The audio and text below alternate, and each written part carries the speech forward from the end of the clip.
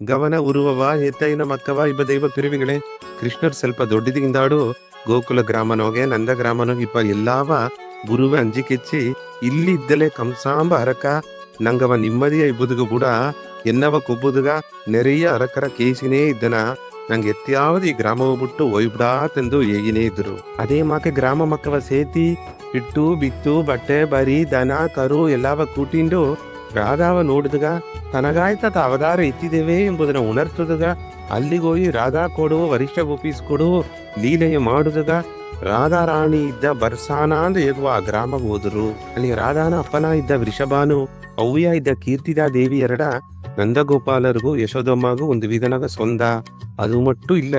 ನಂದಗೋಪಾಲರು ವೃಷಭಾನು ಎರಡು ಸೀಮೆಯ ಗ್ರಾಮಗ ತಲೆವರಾವು ಇದ್ದರು.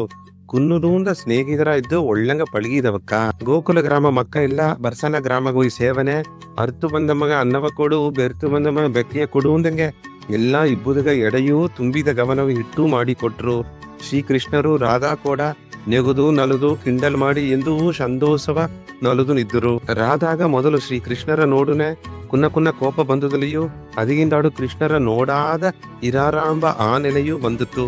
ಒಂದೊಂದು ಜನವು ಕೃಷ್ಣರು ರಾಧಾ ಕೂಡ ಅವಕರ ಮನೆಯಿಂದ ಹೋಗುವ ರಾಧಾ ಭವನನೋಗೆ ಎಲ್ಲಾ ವಿಧ ಲೀಲೆಯೂ ಮಾಡಿದರು. ಎಂದು ಆಟ ಪಾಠ ನಲವಾಟ ಆಗಾಗ ಕುನ್ನ ಸಂಡೆಂದು ಅಪ್ಪರ ಸ್ವಾರಸ್ಯವ ಬರ್ಸಾನ ಗ್ರಾಮದ ಲೀಲೆ ಅಡ್ಡಿತ್ತು. ಬದುಕಿದೆ ಎಂದು ಭಾವಿಸಬೇಡ, ಕೆಟ್ಟೆ ಎಂದು ತಿರಿಸಬೇಡ. ಅದಾವುದು ಎಲ್ಲ ಎನಗ ಅಡದೆ ಎಂದು ಅಹಂಕಾರನೋಗೆ ಬಡಾಯಿ ಮಾಡಿ ತಪ್ಪು ಮಾಡಬೇಡ.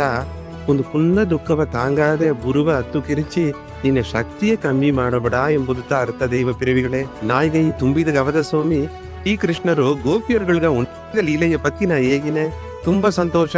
ಪೂರ್ಣ ಆಶೀರ್ವಾದ.